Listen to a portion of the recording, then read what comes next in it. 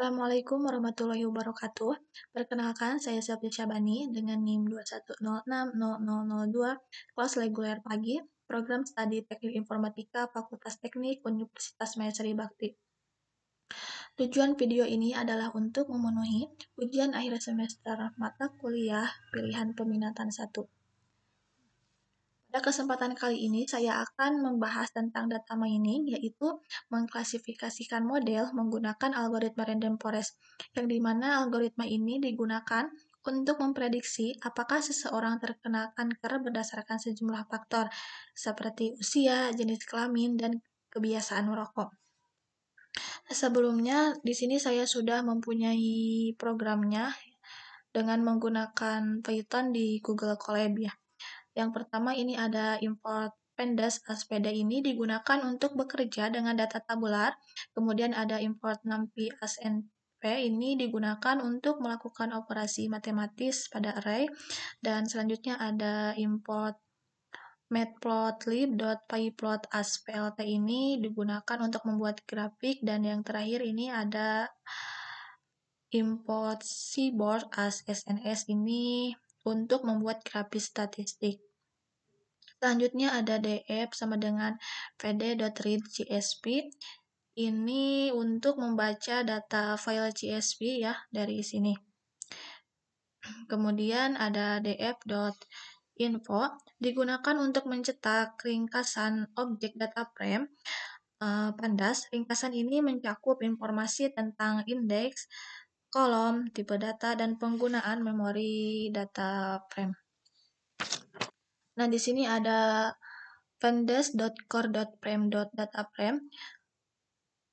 Ini berarti objek tersebut adalah objek data frame yang merupakan struktur data 2 dimensi yang digunakan dalam Python untuk analisis data.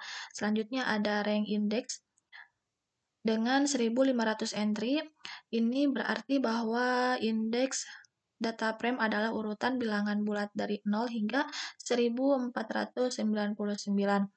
Kemudian ada data kolom, jumlah nilai non-null di setiap kolom, dan tipe data setiap kolom. Dalam hal ini, data frame memiliki 9 kolom.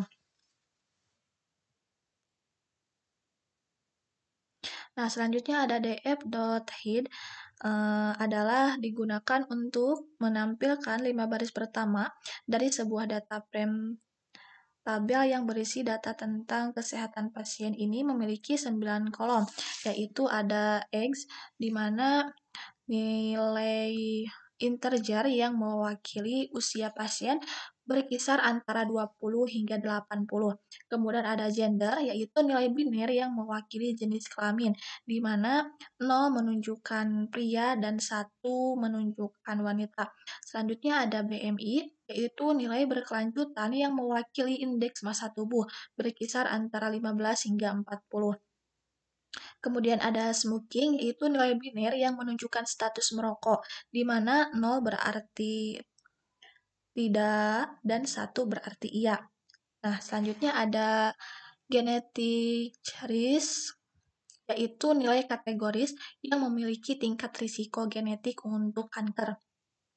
Dengan 0 menunjukkan rendah, 1 menunjukkan sedang, dan 2 menunjukkan tinggi. Selanjutnya ada physical activity, yaitu nilai berkelanjutan yang mewakili jumlah jam per minggu yang dihabiskan untuk aktivitas fisik, berkisaran dari 0 hingga 10.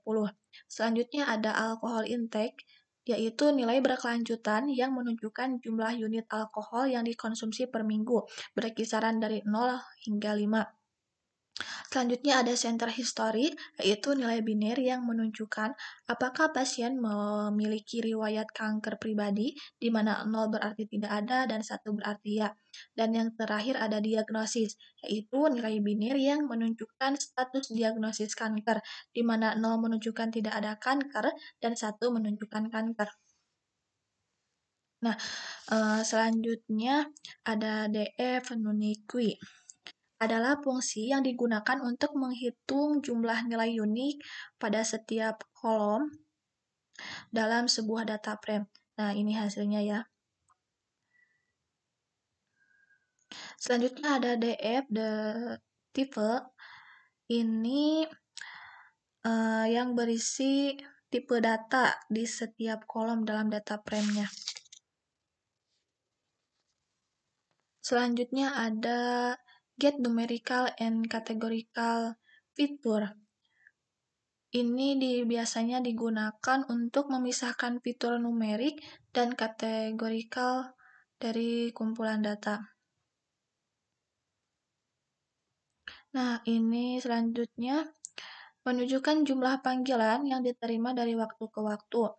Grafik batang tersebut dibagi menjadi 4 bagian, di mana setiap bagian menunjukkan jumlah panggilan untuk kategori yang berbeda.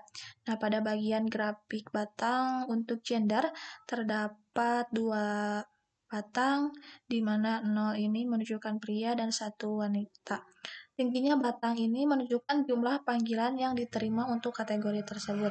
Kemudian ini ya, selanjutnya ada smoking, kemudian ada centeris, dan ada center history.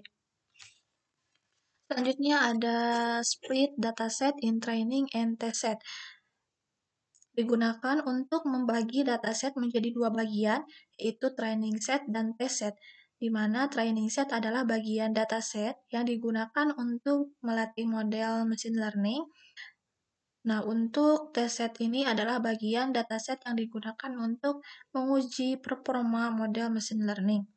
Nah, ini hasilnya. Di sini ada 1200 baris dari 8 kolom. Selanjutnya ini pada bagian ini ya digunakan untuk melatih dan memprediksi model klasifikasi menggunakan random forest. Kemudian melatih model dengan data latih yang terdiri dari 2 bagian fitur, yaitu X-train dan label Y-train.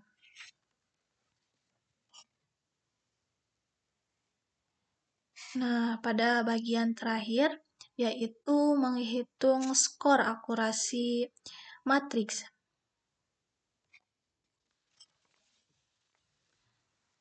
Skor akurasi ini merupakan ukuran akurasi model klasifikasi dalam memprediksi kelas data dengan benar.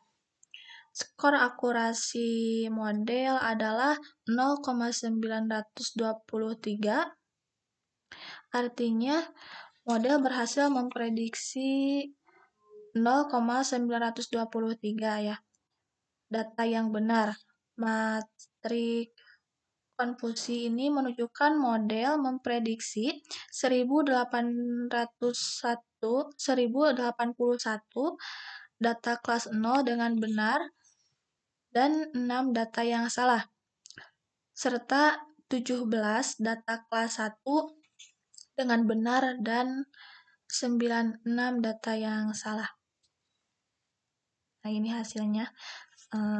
Mungkin cukup sekian pemaparan program menggunakan Python di Google Colab ini. Mudah-mudahan bermanfaat bagi kita semua. Assalamualaikum warahmatullahi wabarakatuh.